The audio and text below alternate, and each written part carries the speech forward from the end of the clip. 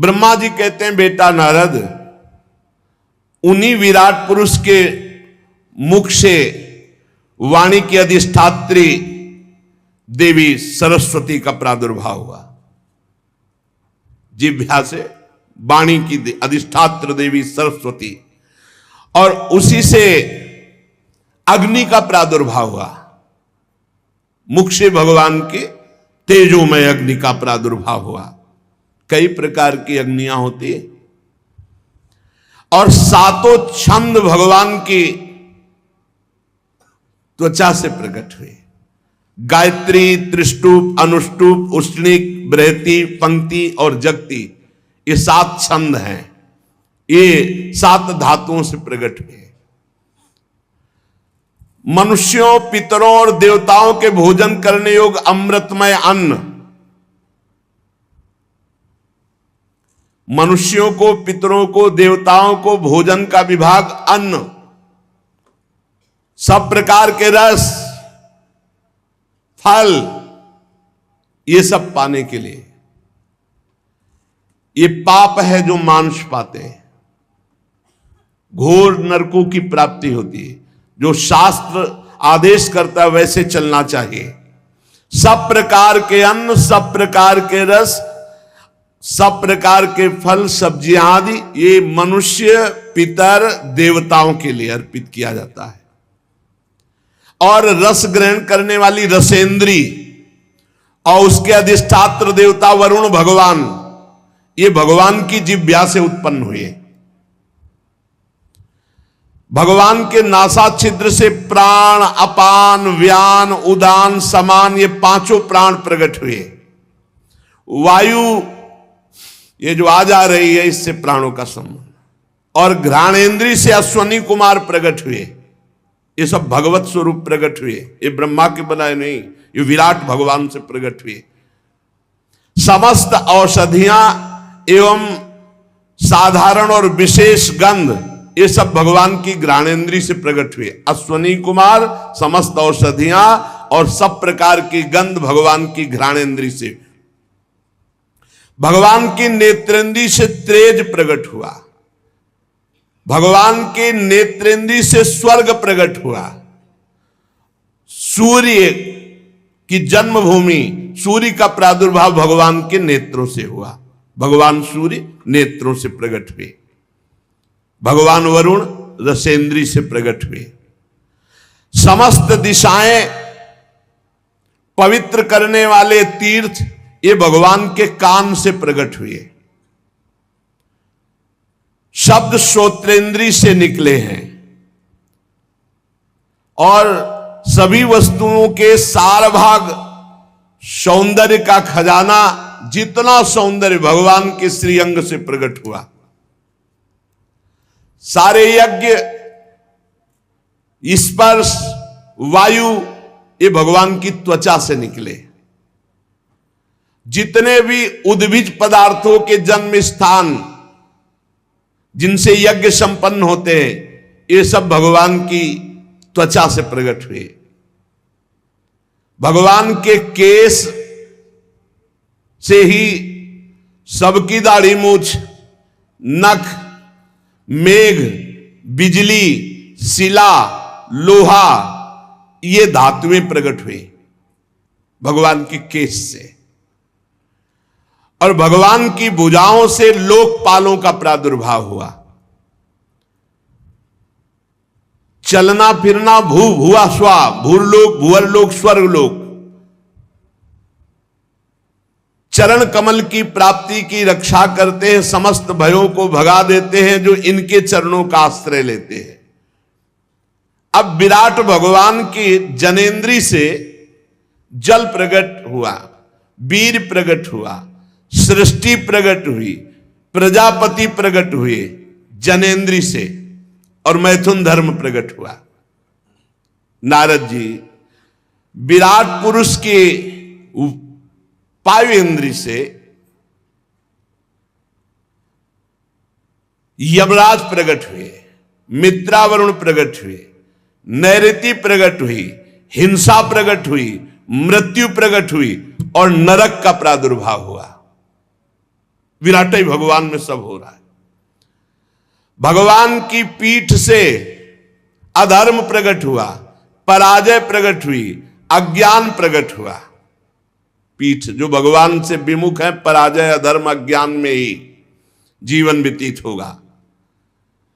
भगवान की छाती से जय प्रकट हुए, धर्म प्रकट हुआ, ज्ञान प्रकट। भगवान के सन्मुख होते ही विजयी, काम क्रोध लोभ विजयी, सुंदर ज्ञान, परम आनंद, सन्मुख होए जीव मोय जमहि, जन्म कोटि अघनासों तबहि।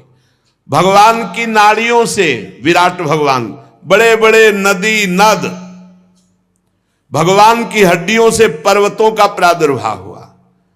भगवान के उदर में मूल प्रकृति ने समुद्र प्रकट किया।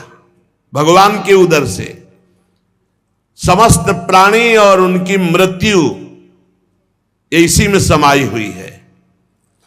और भगवान के हृदय में ही सबकी जन्मभूमि प्रकट हुई। जन्मभूमि संकल्प में अनंत रूप भगवान धारण कर लिए। खाक मृग पशु पंछी ये सब भगवान ही, सुन रहे हो, स्वयं भगवान बने हुए।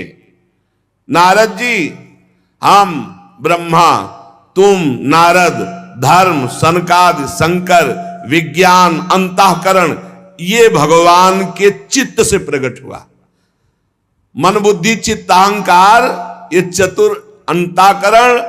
और ब्रह्मा जी कह रहे हम तुम धर्म, सनकादि, शंकर और विज्ञान और अंतःकरण, ये भगवान के चित्त से प्रकट हुआ। चित्त से ही भगवान ने चिंतन किया तो ये सब प्रकट हुए। हम प्रकट हुए, तुम प्रकट हुए, धर्म प्रकट हुआ, सनकादि प्रकट हुए, भगवान शंकर प्रकट हुए, विज्ञान प्रकट हुआ, अंतःकरण प्रकट हुआ।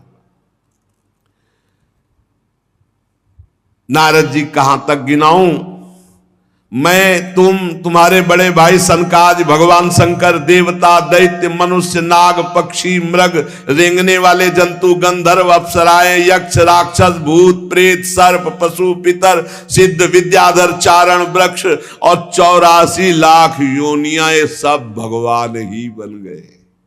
ये देखो, इसीलिए कहा गोस्वामी जी ने, सिया राम मैं सब जग जानी, करूं प्रणाम जोरी जुग पानी। सब भगवान, कितना मस्त। गीता में भगवान करे, बहु नाम जन्मनावंते ज्ञानवान माम प्रपद्यते, वासुदेवा सर्वमित सा महात्मा सुदुर्लभा। बहुत जन्मों की साधना के बाद किसी को ये ज्ञान होता है, सब कुछ भगवान बने हुए हैं। सुन लो, भगवान ही बने हुए हैं। आकाश में उड़ने वाले, जल में रहने वाले, स्थल में रहने वाले, ग्रह, नक्षत्र, केतु, तारा, बिजली, बादल, सब भगवान बने हुए हैं। और ये संपूर्ण ब्रह्मांड भगवान के 10 अंगुल में है। संपूर्ण ब्रह्मांड भगवान के 10 अंगुल में है। कैसे कोई पार पावे? बोले ब्रह्मांड में 7 आवरणों का वर्णन किया गया है। पृथ्वी से 10 गुना जल है ब्रह्मांड में। जितनी पृथ्वी है उससे 10 गुना जल है ब्रह्मांड में। और जल से 10 गुना अग्नि है, और अग्नि से 10 गुना वायु है। देख लो। और वायु से 10 गुना आकाश, और आकाश से 10 गुना बड़ा अहंकार, और अहंकार से 10 गुना महातत्व, और महातत्व से 10 गुनी मूल प्रकृति। और वो हम मूल प्रकृति भगवान के 10 अंगुल में टिकी हुई है। संपूर्ण दिखलावा माते तीन अद्भुत रूप प्रचंड रोम रोम प्रति लागे, कोटि कोटि ब्रह्मांड एक ऐसे भगवान है। ब्रह्मांड निकाया निर्मित माया, रोम रोम प्रतिवेद कहे। ये संपूर्ण ब्रह्मांड भगवान के 10 अंगुल में। भगवान के एक अंश में संपूर्ण ये लोक लोकांतर निवास कर रहे हैं। जनलोक और तपलोक और सत्यलोक में इसमें ब्रह्मचारी, वानप्रस्थ और सन्यासी निवास करते हैं। जो दीर्घ काल तक अखंड ब्रह्मचर्य रहते हैं वो ऊपर के लोकों में जाते हैं, जनलोक, तपलोक, सत्यलोक, जो स्वर्गलोक से भी ऊपर है।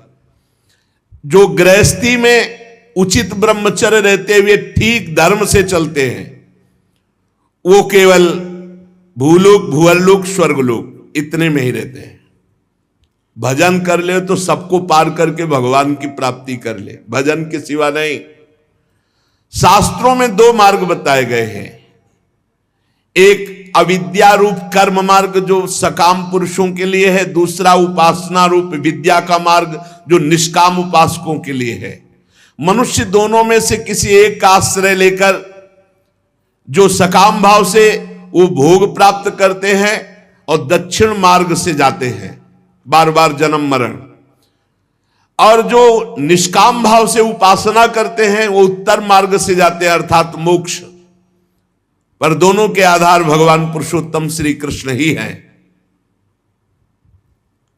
जैसे सूर्य अपनी किरणों से सबको प्रकाशित करते हुए सबसे अलग है, वैसे ही भगवान